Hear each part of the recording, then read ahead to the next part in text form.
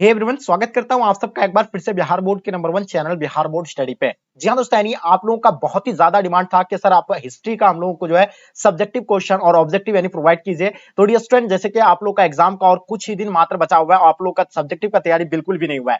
तो dear student, आपको बता दिया, आप निश्चिंत रहिए। आपके लिए वैसे मैं आपको लिए सब्जेक्टिव का प्रश्न लेकर आऊं, सब्जेक्टिव और ऑब्जेक्टिव दोनों लेकर के आऊं, जो आपके सीधे एग्जाम में आपको यहां से देखने को मिलेगा। वैसे ही प्रश्न आपको अभी पढ़ने की जरूरत है जो आपके लिए एकदम बेनिफिट हो, जो आपके सीधे एग्जाम में आपको देखने को मिलेंगे। तो डियर स्टूडेंट, आप लोग तैयार हो जाइए। आपके लिए हम बिल्कुल गैस क्वेश्चन कई अनुभवी शिक्षकों द्वारा तैयार किया गया प्रश्न लेकर के आए हैं हिस्ट्री का, और इसको अच्छे से रीड कर लीजिए।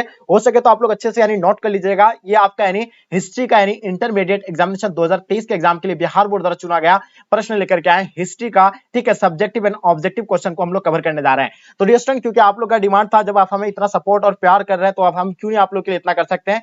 तो चलेगा, इस सब आप लोगों से मेरा एक छोटी सी रिक्वेस्ट रहेगा कि आप लोग जितने सारे बच्चे नए हैं चैनल को आप लोग सब्सक्राइब कर लीजिएगा, साथ में अपने दोस्तों को एक बार जम करके शेयर कर देंगे। तो चलेगा, इसको शुरू करते हैं। इसके साथ फर्स्ट क्वेश्चन आपके स्क्रीन पे कहलाता है क्या, फर्स्ट क्वेश्चन के रामानुज ने किस यानी दार्शनिक मत का यानी प्रतिपादन किया था। तो पहला ऑप्शन में आदित्यवाद का है, विशिष्टतावाद का है यानी शुद्धतावाद का है, आपका यानी अविधवाद का है। तो देखिए, जो यानी रामानुज के द्वारा जो दिया गया था यानी कौन सा यानी इसका था यानी विशिष्टतावाद, यानी ऑप्शन आपका बी बिल्कुल राइट आंसर हो जाएंगे। जो भी बच्चे आप लोग इसका ऑप्शन बी राइट आंसर हो जाएंगे आप लोगों का। ठीक है, चलिए नेक्स्ट क्वेश्चन देखेंगे। आपके स्क्रीन पे दूसरा नंबर क्वेश्चन कहलाता है कि कौन विदेशी यात्री पेशे से चिकित्सक था। चलिए बताइए, कौन विदेशी यात्री पेशे से चिकित्सक था, आपको ये बताना है। पहला ऑप्शन में दिया हुआ है टेवेरिनियर, बर्नियर, मार्क पोलो या आपका अल्बेरुनी। तो देखिए, विदेशी यात्री यानी पेशे से जो चिकित्सक था, तो बिल्कुल आपका समय समाप्त होता, आपको पता होगा। बर्नियर जो थे यानी क्या थे, पेशे से यानी वो चिकित्सक थे, यानी इसका आंसर आपका बर्नियर राइट आंसर हो जाएंगे। चलिए क्वेश्चन देखेंगे आपके स्क्रीन पे। क्वेश्चन देखिएगा, यानी नेक्स्ट क्वेश्चन देखिएगा, यानी अल्बेरुनी किसके साथ भारत आया था, यानी अल्बेरुनी जो है किसके साथ भारत आए थे। तो बिल्कुल पता, मोहम्मद गजनी के साथ आया था, मोहम्मद गोरी या तैमूर या आपका मोहम्मद बिन कासिम। तो देखिए, अल्बेरुनी जो है यानी किसके साथ भारत आए थे, यानी मोहम्मद गजनी के साथ आए थे। किसके साथ आए थे, मोहम्मद गजनी के साथ आए थे। तो इसका आंसर आपका मोहम्मद गजनी यानी राइट आंसर हो जाएंगे। चलिए क्वेश्चन नंबर 4 देखिएगा आपके स्क्रीन पे। क्वेश्चन क्या कहलाता है, 4 नंबर क्वेश्चन, मध्ययुगीन यात्रियों का सरताज किसे कहा जाता है, यानी मध्ययुगीन यात्रियों का सरताज जो है किसे कहा जाता है। पहला ऑप्शन में दिया हुआ आपका यानी अल्बेरुनी, मार्क पोलो, बर्नियर, इब्न बतूता। तो देखिए यहाँ से क्या पूछा है, मध्ययुगीन यानी यात्रियों का सरताज जो है यानी मार्क पोलो को कहा जाता है। इसका आंसर आपका मार्क पोलो यानी राइट आंसर हो जाएंगे। चलिए नेक्स्ट क्वेश्चन देखेंगे आपके स्क्रीन पे। क्वेश्चन नंबर 5, निम्न में से यानी कौन सा मतलब आंदोलन दांडी मार्च से शुरू हुआ था। पहला स्वदेशी आंदोलन था, सविनय आग आंदोलन था, या आपका यानी असहयोग आंदोलन या भारत छोड़ो आंदोलन होगा। तो देखिए, सबसे पहले आपको बताना है, दांडी मार्च से शुरुआत जो हुआ था वो नमक कानून तोड़ने के लिए हुआ था, और वो कानून वो जो था यानी कौन सा था, यानी सविनय आग आंदोलन था, जो 1930 में यानी हुआ था। ये भी आप लोगों को यानी बिल्कुल पता होगा। तो इसका आंसर आपका बी राइट आंसर हो जाएंगे। स्वदेशी आंदोलन तो आपको पता होगा, और असहयोग आंदोलन जो आपका यानी 1920 में हुआ था, भारत छोड़ो आंदोलन 1942 को हुआ था। ठीक है, क्वेश्चन देखिएगा 6 नंबर क्वेश्चन, गांधी जी की हत्या यानी कब हुई थी। चलिए, बहुत इंपॉर्टेंट क्वेश्चन है। 6 नंबर क्वेश्चन, 30 जनवरी 1948 को, 13 जनवरी 1948 को, 13 जनवरी 1948 को, या 13 जनवरी 1948 को। तीन तीन इस तरह का दिया हुआ है, लेकिन आपको हम बता दें, गांधी जी की हत्या जो है 30 जनवरी 1948 को हुआ था, और ये नाथुराम गॉड्स के द्वारा इसको मनाया गया था। और हम लोग जो है एक क्वेश्चन और बनता है यहाँ से, 30 जनवरी को हम लोग कौन सा दिवस के रूप में मनाते हैं, यानी बिल्कुल शहीद दिवस के रूप में हम लोग मनाते हैं। ये भी आपको पता होगा। तो इसका आंसर आपका क्या हो जाएगा, यानी ए बिल्कुल राइट आंसर हो जाएंगे। ठीक है, नेक्स्ट क्वेश्चन देखेंगे आपकी स्क्रीन पे। क्वेश्चन नंबर 7, बाल दिवस कब मनाया जाता है। पहला ऑप्शन आपका जब 26 जनवरी को, दूसरा ऑप्शन 2 अक्टूबर, 14 नवंबर, 30 नवंबर। तो मेरे डियर स्टूडेंट, आपको जो पता होगा, यानी बाल दिवस जो है हम लोग किसके जन्मदिन पर मनाते हैं, तो वो पंडित जवाहरलाल नेहरू के जन्मदिन पर मनाते थे, जिसको चाचा नेहरू हम लोग कहते हैं। और इसका जो है यानी 14 नवंबर को यानी जन्म हुआ था, तो 14 नवंबर को जो है बाल दिवस के रूप में मनाते हैं। तो इसका आंसर आपका 14 नवंबर बिल्कुल राइट आंसर हो जाएंगे। क्वेश्चन नंबर 9 देखिएगा, मुंडा विद्रोह का नेता यानी कौन था। जल्दी से बताइए, तेजी से बताइए, 9 नंबर क्वेश्चन का आपका आंसर क्या हो जाएगा, यानी मुंडा विद्रोह का नेता कौन होगा। तो चलिए, पहला ऑप्शन में आपका बिरसा सिद्धू एंड कान्हू दिया हुआ है, बिरसा मुंडा, चीतर सिन्हा दिया हुआ, उसके बाद इनमें से कोई नहीं। तो आपको पता होगा, यानी मुंडा विद्रोह का नेता जो था यानी कौन था, यानी बिरसा मुंडा था। इसका आंसर आपका बिरसा मुंडा बिल्कुल राइट आंसर हो जाएंगे। ठीक है, और ये सिद्धू एंड कान्हू तो आप लोगों को पता कौन सा, यानी संथाल विद्रोह का नेता कौन था, सिद्धू एंड कान्हू था। चलिए नेक्स्ट क्वेश्चन देखेंगे आपके स्क्रीन पे। क्वेश्चन नंबर 10, अठा सुल्तान के विद्रोह के बाद यानी अंतिम मुगल बादशाह को यानी बंदी बनाकर यानी कहां भेजा गया था। तो आप लोगों को पता है, अंतिम मुगल बादशाह कौन था, बहादुर शाह जफर था। और बहादुर शाह जफर जो अठा सुल्तान का नेतृत्व कर रहा था, वो आप लोगों को पता होगा, वो जो है यानी उसको कहां, रंगून भेज दिया गया था। ठीक है, इसका आंसर आपका रंगून बिल्कुल राइट आंसर हो जाएंगे। चलिए क्वेश्चन देखिएगा, 11 नंबर क्वेश्चन आपके स्क्रीन पे, आर्य समाज की स्थापना यानी किसने की थी। जल्दी बताइए, आर्य समाज की स्थापना किसने की थी। रामकृष्ण परमहंस ने किया था, विवेकानंद ने किया था, दयानंद सरस्वती, आपका महादेवी मतलब महादेव गोविंद मतलब क्या है नहीं रानाडे। तो बताइए इसका यानी क्या होगा, आर्य समाज की स्थापना यानी किसने की थी। तो मेरे डियर स्टूडेंट, आप लोगों को बिल्कुल पता होगा, आर्य समाज की स्थापना दयानंद सरस्वती के द्वारा यानी किया गया था। ये आपका आंसर बिल्कुल सी राइट आंसर हो जाएंगे।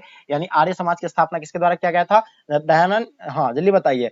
हाँ, चलिए, तो बिल्कुल इसका आपको बता दिया, यानी आर्य समाज की स्थापना दयानंद मतलब सरस्वती के द्वारा यानी किया गया था। ठीक है, चलिए आगे देखिएगा आपके स्क्रीन पे। ठीक है, क्वेश्चन देखिएगा क्या कहलाता है। 12 नंबर क्वेश्चन, रामकृष्ण मिशन के संस्थापक कौन थे? रामकृष्ण परमहंस थे, विवेकानंद थे, दयानंद सरस्वती आपका यानी केश चंद्र सेन थे। तो जल्दी बताइए इसका आंसर आप लोग का क्या हो जाएगा।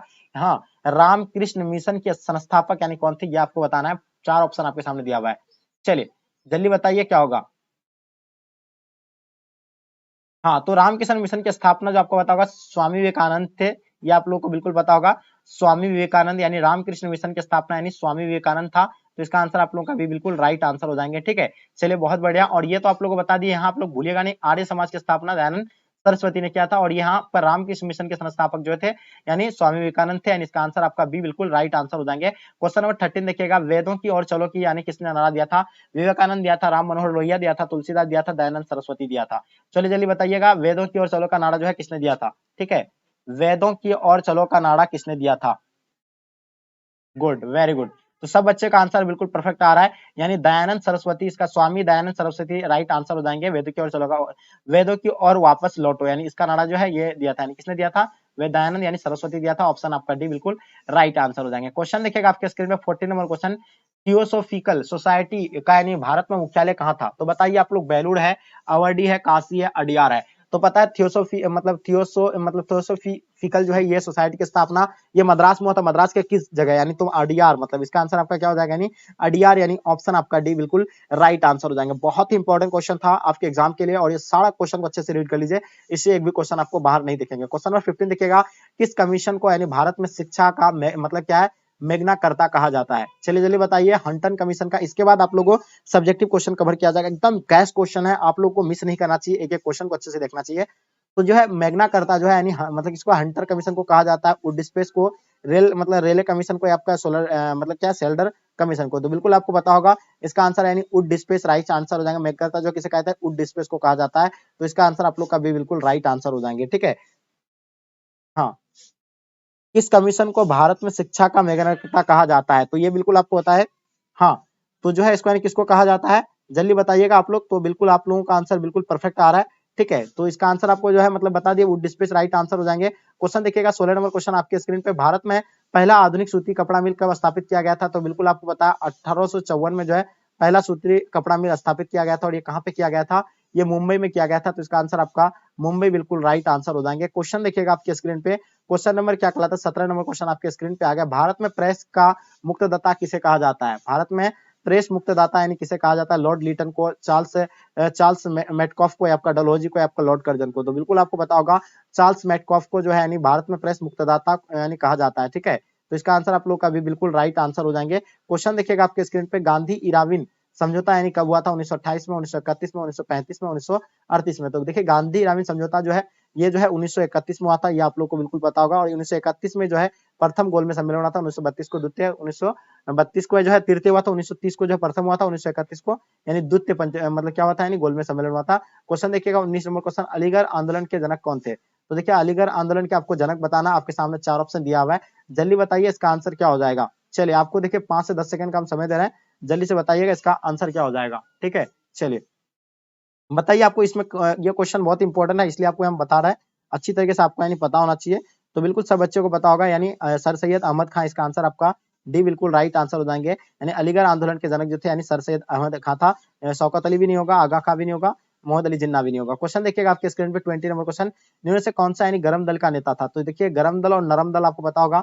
गरम दल में नेता कौन कौन थे? जैसे कि बाल गंगाधर तिलक गरम दल के थे, लाला राय भी थे, मतलब क्या विपिन चंद्र पाल ये भी थे। तो इसका आंसर आपका इनमें से सभी राइट आंसर हो जाएंगे, यानी ऑप्शन आपका डी बिल्कुल राइट आंसर हो जाएंगे। क्वेश्चन देखिएगा क्वेश्चन नंबर 21, भारत राष्ट्रीय आय की गणना यानी सर्वप्रथम यानी किसने की थी? जल्दी बताइए।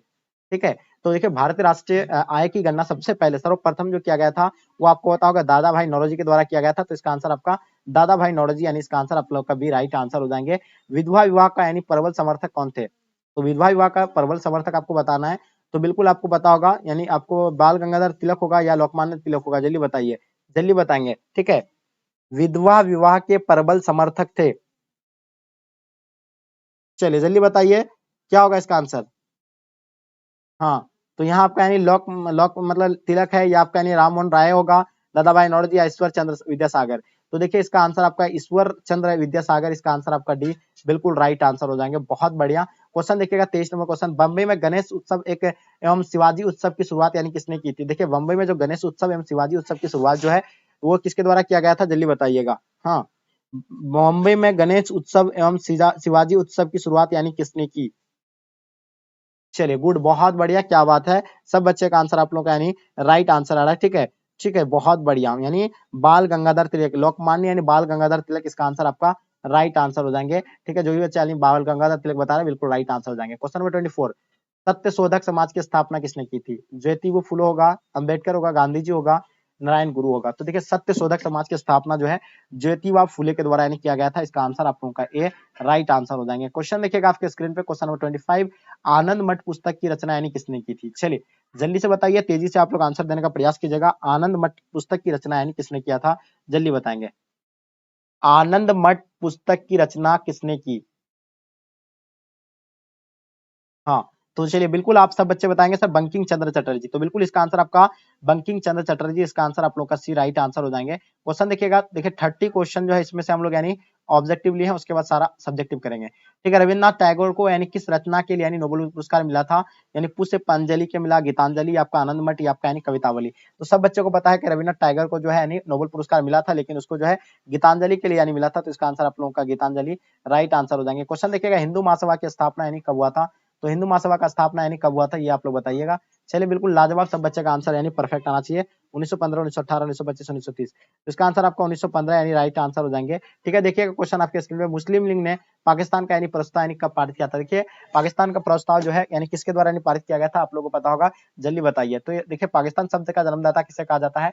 कैम्ब्रिज यूनिवर्सिटी के विद्यार्थी चौधरी रहमत अली को कहा जाता है। ये 1940 में जो है यानी प्रस्ताव पारित किया गया था। इसका आंसर आपका डी राइट आंसर हो जाएंगे। ठीक है, क्वेश्चन देखिएगा, क्वेश्चन नंबर 29 देखिएगा, जवाहरलाल नेहरू ने भारत के प्रथम प्रधानमंत्री कब बने थे? 1946 में बने थे, या 1947 में, या 1948, या 1949 में? तो देखिए यहाँ जो है जवाहरलाल नेहरू जो भारत के प्रधानमंत्री बने थे, तो वो कब बने थे? बिल्कुल आपको पता है 1947 को बने थे, यानी इसका आंसर आप लोगों का भी बिल्कुल राइट आंसर हो जाएंगे। क्वेश्चन देखिएगा लास्ट और अंतिम क्वेश्चन ऑब्जेक्टिव का, उसके बाद हम लोग जो है सब्जेक्टिव क्वेश्चन को कवर करेंगे। तो डिस्कवरी ऑफ इंडिया पुस्तक के लेखक कौन थे? महात्मा गांधी थे, जवाहरलाल नेहरू थे, रविन्द्रनाथ टैगोर थे, दादा भाई नौरोजी थे। चलिए बताइए, डिस्कवरी ऑफ इंडिया पुस्तक के लेखक कौन है, जल्दी बताएंगे। तो देखिए डिस्कवरी ऑफ इंडिया पुस्तक के लेखक जो है आप लोगों को बिल्कुल पता होगा, इसका आंसर सभी बच्चे का यानी परफेक्ट होगा। ठीक है, पंडित जवाहरलाल नेहरू यानी जो है डिस्कवरी ऑफ इंडिया पुस्तक के लेखक थे, यानी ऑप्शन आप लोग का भी बिल्कुल राइट आंसर हो जाएंगे। ठीक है, तो चलिए डियर स्टूडेंट, ये तो आप लोग का ऑब्जेक्टिव का सेक्शन यानी समाप्त कर दिए। चलते हैं अब हम लोग यानी सब्जेक्टिव की ओर, जो आपके स्क्रीन पे आपको दिख रहा होगा। बहुत ही इंपॉर्टेंट क्वेश्चन होगा, काफी गैस क्वेश्चन है, और अच्छी तरीके से इसको सारे क्वेश्चन को नोट कर लीजिएगा तो बेहतर होगा। फर्स्ट क्वेश्चन इसमें क्या कहलाता है कि असहयोग मतलब महात्मा गांधी ने असहयोग आंदोलन क्यों वापस लिया था? पहले आपको जानना है कि महात्मा गांधी ने जो है असहयोग आंदोलन शुरू कब किया था। तो आप लोगों को पता होगा कि 1920 में जो है महात्मा गांधी ने असहयोग आंदोलन शुरू किया था। इसमें जो था यानी ये असहयोग आंदोलन का एक उद्देश्य था कि जिसमें विदेशी चीजों का यानी क्या बहिष्कार किया जा रहा था। ठीक है, और स्वदेशी अपनाओ यानी विदेशी चीजों का यानी हटाओ। ठीक है, तो इसी में जो है यानी क्या यानी इसमें जो वापस लेने का एक ये था कि जब 1922 में यानी चौरी चौरा कांड हुआ था, आप लोगों को पता होगा 1922 में चौरी चौरा कांड यानी घटना घटी थी, जो चौरी चौरा नामक स्थान पर हुआ था। जो निहत्थे प्रदर्शनकारियों को यानी प्रदर्शनकारियों का जो भीड़ था, जो असहयोग आंदोलन का यानी जो मतलब कर रहे थे, उसमें तो क्या यानी आंदोलन कर रहे थे, जितने सारे यानी समर्थन थे, तो उसमें जो है यानी उसमें भीड़ पर जो है पुलिस ने क्या कर दिया था, यानी लाठी चार्ज कर दिया था। क्या कर दिया था? उसमें लाठी चार्ज कर दिया था। और उस भीड़ में जितने सारे लोग थे, यानी उस एक मतलब जो चौरी चौरा नामक पर वहां एक क्या था यानी थाना था, उस थाने में जो है आग लगा दी थी, जिसमें झुलस करके यानी लगभग 22 सिपाही मारे गए थे। जिसमें गांधी जी को यह समाचार मिला तो आंदोलन के हिंसा का रूप देखते ही उन्होंने असहयोग आंदोलन को यानी वापस कर लिया था। आप लोगों को पता होगा कि महात्मा गांधी जो है अहिंसक यानी पुजारी थे, वो हिंसा कभी नहीं चाहते थे। हमेशा वो चाहते थे कि अहिंसा से ही हम जो है यानी युद्ध को यानी जीतेंगे। तो उसका जो है ये देखा तो यानी देखा कि एकदम बिल्कुल काफी ये हो गया है, क्रोधित से लोग यानी भड़क गए हैं, हिंसक हो रहा है बार बार। तो इस चीज को देखते हुए जो है महात्मा गांधी ने असहयोग आंदोलन को यानी वापस ले लिया था। चलिए आप देखेंगे हम लोग दूसरा क्वेश्चन, सविनय आग आंदोलन के दो कारण। तो ये दो कारण दिया हुआ है, ये दो कारण गलत दिया हुआ है यहाँ। ठीक है, आपको बता दिया, मिस्टेक कर दिया, बाय मिस्टेक ये जो है मतलब इस तरह का किया है। इसका जो मेन कारण अगर माना जाए तो साइमन कमीशन का बहिष्कार किया था। ठीक है, आप लोग को पता है सविनय आग आंदोलन का दो कारण है, आपको बता रहे हैं हम। साइमन कमीशन के बहिष्कार और जनता के उत्साह को देखते हुए कांग्रेस नेता को यह विश्वास हो चुका था कि जब जनता आंदोलन हेतु तैयार है। तो यानी जब देखा कि जनता आंदोलन के लिए यानी तैयार है। दूसरा इसका क्या है, सविनय अवज्ञा आंदोलन के परिणाम होने का एक ही कारण ये भी था कि सरकार ने नेहरू समिति के रिपोर्ट को यानी ठुकराया था। दूसरा कारण यह था, ठीक है। पहला कारण आपको बताया कि यानी जनता का मतलब पहला कारण आपको बताया कि कांग्रेस के यानी कांग्रेस नेताओं को यह मतलब विश्वास हो चुका था कि जब जनता आंदोलन तैयार है, जनता आंदोलन के लिए तैयार है, ठीक है। पहला कारण ये था। दूसरा आपका यानी बताया क्या कि जो यानी इस नेहरू रिपोर्ट को यानी जो ठुकराया था, जिसके कारण से यानी सविनय अवज्ञा आंदोलन हुआ था, ठीक है। ये दोनों पॉइंट नहीं लिखेगा, ये गलत दिया हुआ है। क्वेश्चन देखेंगे आपके स्क्रीन पे, तीसरा नंबर क्वेश्चन। अब देखिएगा तीसरा नंबर क्वेश्चन, भारत छोड़ो आंदोलन के 2 कारण का उल्लेख बताइए। तो चलिए आप लोगों को पता है भारत छोड़ो आंदोलन जो है महात्मा गांधी के नेतृत्व में 1942 में चला गया था, और यह आपका दिया हुआ 1942 में गांधी जी ने भारत छोड़ो आंदोलन चलाया था, ठीक है। वे चाहते थे कि यानी अंग्रेज और भारत छोड़कर सदा के लिए यानी चले जाए, हमको उनके यानी संवैधानिक सुधारों या अन्य किसी चीज की जरूरत नहीं है, ठीक है। उसके हमें सुधार ये सब जो कर रहे हैं मेरे लिए, हमको उस चीज की जरूरत नहीं है, वो भारत छोड़ करके चले जाए, ठीक है। महात्मा गांधी चाहते थे, इसलिए जो भारत छोड़ो आंदोलन चलाया था उसमें अतः 1942 इसमें अंग्रेजों के विरुद्ध यानी स्थान स्थान पर यानी उग्र यानी प्रदर्शन कर रहे थे, जगह जगह पर यानी प्रदर्शन कर रहे थे। ज्यों ज्यों सरकार का दमन चक्र यानी तेज चलता जाता था, त्यों त्यों यानी निहत्ती जनता में यानी प्रतिरोध की यानी भावना बढ़ती जा रही थी, और भी यानी लोग जो है काफी इसका यानी विरोध कर रहे थे, मतलब प्रदर्शन कर रहे थे, प्रतिरोध कर रहे थे इसका यानी, ठीक है। तो ये जो आपको यानी बिल्कुल यानी भारत छोड़ो आंदोलन के 2 कारण आपको बता दिए, ठीक है। भारत छोड़ो आंदोलन का कारण आपको बता दिए। क्वेश्चन देखिएगा आपके स्क्रीन पे, क्वेश्चन नंबर 4, अशोक के धम्म के सिद्धांतों को उल्लेख कीजिए। देखिए अशोक के धम्म का क्या है, पहले आपको पता होगा सत्य बोलना होगा, उसका अहिंसा यानी सत्य और अहिंसा, आपको ये 2 मानना पड़ेगा किसका यानी अशोक का, ठीक है। तो क्या मनुष्य को सदा सत्य बोलना चाहिए, वो हमेशा बोलते थे कि मनुष्य को हमेशा सत्य बोलना चाहिए। दिखावे की भक्ति से यानी सत्य बोलना कहीं अच्छा है, ठीक है। दूसरा क्या है, अहिंसा मनुष्य को मन वाणी और कर्म से यानी किसी जीव को दुख नहीं देना चाहिए। ये 2 पॉइंट आपको समझ में आ गया। अब चलते हैं हम लोग 5 नंबर क्वेश्चन देखेंगे। क्वेश्चन नंबर 5 कहलाता है दिल्ली के लौह स्तंभ यानी दिल्ली के लौह स्तंभ अभिलेख का क्या महत्व है, यानी दिल्ली के लौह स्तंभ अभिलेख का क्या महत्व है। ये बहुत ही इंपॉर्टेंट क्वेश्चन है, जैसे आप लोग देख पा रहे हैं, ठीक है। तो चलिए ये जो है आपका यानी क्या है, दिल्ली में कुतुब मीनार के पास लौह स्तंभ पर किसी भी चंद्र नामक राजा का यानी अभिलेख खुदा हुआ मिला है, ठीक है।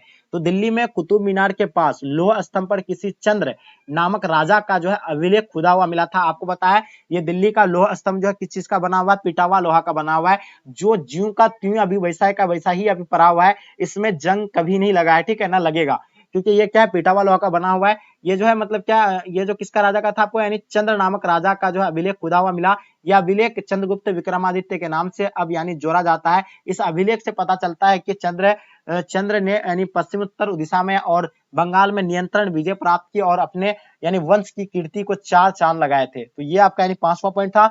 चलिए आगे देखेंगे क्वेश्चन नंबर 6, रैयतवाड़ी पद्धति क्या है।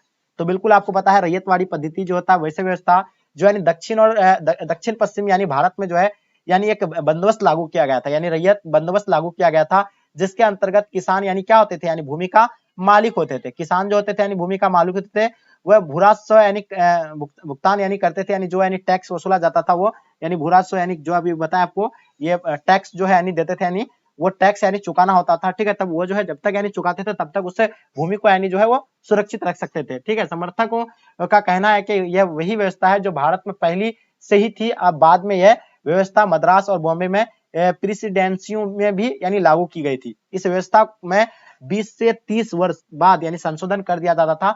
हर 20 से 30 वर्ष के बाद जो है इसमें संशोधन कर दिए जाते थे, ठीक है। चलिए क्वेश्चन देखेंगे आपके स्क्रीन पे। 7 नंबर क्वेश्चन क्या कहलाता है कि कैबिनेट मिशन भारत क्यों आया था। तो कैबिनेट मिशन भारत आने का बहुत महत्वपूर्ण कारण था कि यहाँ जो है अशांति फैला हुआ था। भारत में राजनीति की परिस्थितियां का अध्ययन करने और समस्या का निदान खोजने के लिए यानी ब्रिटिश संसद ने जो है प्रतिमंडल मार्च 1946 में यानी भेजा था। तो आपको पता है ये जो है ब्रिटिश राज्य जो है क्या यानी यहाँ अध्ययन करने के लिए भेजा था, यहाँ के राजनीति के बारे में, यहाँ का निदान खोजने के लिए जो है ब्रिटिश सांसद ने प्रतिमंडल मार्च 1946 को भेजा था, ठीक है। इस प्रतिमंडल यानी ने लॉर्ड वेलेस्ली तथा भारतीय सेनाओं से मिलकर एक योजना तैयार किया जिसे कैबिनेट मिशन के नाम से जाना जाता है। इसका उद्देश्य था भारत में पूर्ण स्वराज लाना था, ठीक है, इसका मुख्य उद्देश्य था। चलिए आगे देखेंगे 8 नंबर क्वेश्चन क्या कहलाता है, सिकंदर भारत पर आक्रमण क्यों करना चाहते थे। जैसे कि आप लोगों को सिकंदर के बारे में आपको पता होगा, सिकंदर लोदी जो भारत पर आक्रमण करना क्यों चाहते थे, आपको पता होगा अपना देश को जो है सोने का चिड़िया कहा जाता था, ठीक है। तो क्या है पहले तो वो क्या यानी फर्स्ट क्या है, भारत पर सिकंदर आक्रमण का मतलब उसकी वैश्व योजना का एक भाग था। जो समस्त यानी यूनान पर अधिकार करने के बाद दूसरे साम्राज्य पर उसकी विजय ने उनकी लालसा को बढ़ा दिया था। तब वो सोचा कि चलो अब भारत पर भी आक्रमण कर वहां भी जो हम लोग यानी अपना ये करते हैं, ठीक है। भारत के आर्थिक मतलब संपत्तियों की उसे जानकारी रही होगी, यानी जो अपना देश के बारे में आर्थिक जानकारी पता होगा उसको कि यानी अपना भारत जो है सोने का चिड़िया कह लेते थे, ठीक है। क्वेश्चन देखिएगा, तीसरा पॉइंट इसमें क्या है, पश्चिम उत्तर भारत के राज्यों की परस्परिक शत्रुता तथा तक्षशिला के शासक अभिद्वार यानी पोरस के विरुद्ध यानी सहायता की याचना ने सिकंदर को भारत पर यानी आक्रमण के लिए यानी प्रोत्साहित किया।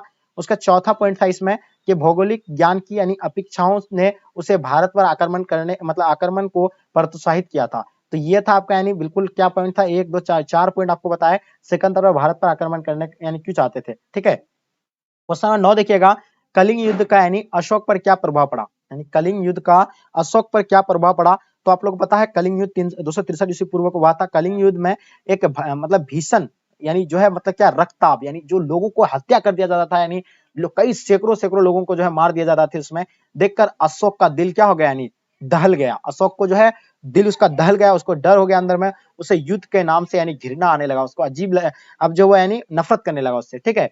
और उसने यानी भविष्य में युद्ध ना करने के शपथ ली। उसने अपनी मतलब जीवन धारा को ही यानी बदल दिया। उन्हें कलिंग युद्ध के यानी अधोलिखित यानी प्रभाव पड़े, और ये जो है कलिंग युद्ध के बाद जो है वो यानी हिंसा मतलब करना ही छोड़ दिया वो, ठीक है। उसके बाद क्या, धर्म विजय यानी अशोक ने अपने विश्व विजय का सौपन वो प्राण को तोड़कर धर्म के विजय की ओर कदम बढ़ाए। उसने उसे अब प्रतीत होने लगा था कि विश्व पर सबसे बड़ी विजय मानव हृदय पर यानी विजय प्राप्त करना होता है। तो वो सोचा कि मानव यानी हृदय पर अगर विजय प्राप्त कर लिए तो सबसे बड़ा यानी पुण्य होगा मेरे लिए, ठीक है। सबसे बड़ा यानी विजय होगा, ना किसी को मार करके हम विजय ये जो हम लोग पाते हैं तो ये कोई बड़ा विजय नहीं कहता है। किसी मनुष्य का दिल जीतना सबसे बड़ा यानी विजय होगा, यानी ये मान लिया कौन, अशोक के द्वारा। दूसरा क्या था इसका, बौद्ध धर्म ग्रहण करना। वो बौद्ध धर्म फिर ग्रहण करने लगा, फिर बौद्ध धर्म का यानी प्रचार प्रसार हर जगह जगह यानी वो करने लगा, ठीक है। आप लोगों को पता होगा। चलिए आगे देखिए, इसमें क्या था, इसका जीवन शैली में परिवर्तन कर दिया था। कलिंग युद्ध से पूर्व यानी अशोक ने अपनी पूर्वजों की यानी भांति युद्ध लड़े और शिकार खेले, मतलब महासागर किया और विलासिता किया जीवन बिताया, और परंतु इस युद्ध ने उनकी जीवन धारा को ही बदल डाला। वह अहिंसा की पुजारी और दिन दुखियों का रक्षक बन गया। कौन, यानी अशोक, ठीक है। जो लोगों को यानी मार देते थे, हजारों सैकड़ों लोगों को जो है मार देते किसी भी युद्ध में थे। क्वेश्चन देखिएगा आपके स्क्रीन पे 10 नंबर क्वेश्चन, खिलाफत आंदोलन क्या था। तो देखिए खिलाफत आंदोलन जो है ये 1919 से 1920 में यानी मोहम्मद अली और शौकत अली के यानी नेतृत्व में यानी भारतीय मुसलमान के बीच एक व्यापक आंदोलन था। इस आंदोलन का निम्नलिखित मांगे था। पहला था क्या, पहले के ऑटोमन साम्राज्य की सभी इस्लामिक पवित्र स्थानों पर यानी तुर्की सुल्तान अथवा खलीफा का नियंत्रण बना रहे। इस पर जो है यानी इस्लामी पवित्र स्थलों पर जो है स्थानों पर यानी तुर्की सुल्तान अथवा खलीफा का नियंत्रण उसमें बना रहे। यानी जजीरात यानी उल अरब, अरबिया, सिराक, इराक, फिलिस्तीन, इस्लाम यानी संप्रभुता के अधीन रहे तथा खलीफा के पास यानी इतने क्षेत्र को वह इस्लामी मतलब विश्वास को यानी सुरक्षित करने का योग्य बने सके। और कांग्रेस ने खिलाफत आंदोलन का समर्थन भी किया था, और गांधी जी ने इसे हिंदू मुस्लिम एकता कायम रखने के लिए असहयोग आंदोलन के साथ मिलाने की यानी कोशिश की थी, ठीक है। 1922 में भी जो है 1920 में जो है भी क्या हुआ था यानी हाँ, असहयोग आंदोलन हुआ था। चलिए, तो ये खिलाफत आंदोलन आपसे अगर पूछा जाएगा तो 1919 से लेकर 1920 में हुआ था, ये भी आपको बताना है। तो डियर स्टूडेंट, चलिए आई होप उम्मीद करता हूँ कि आज का क्लास आपको पसंद आया होगा। पसंद आए तो लाइक करके जम करके अपने दोस्तों को शेयर करें, ताकि इससे आपके दोस्त को भी हेल्प होंगे। और चलेगा, यहीं तक आज के क्लास को एंड करते हैं। तब तक के लिए जय हिंद, जय भारत।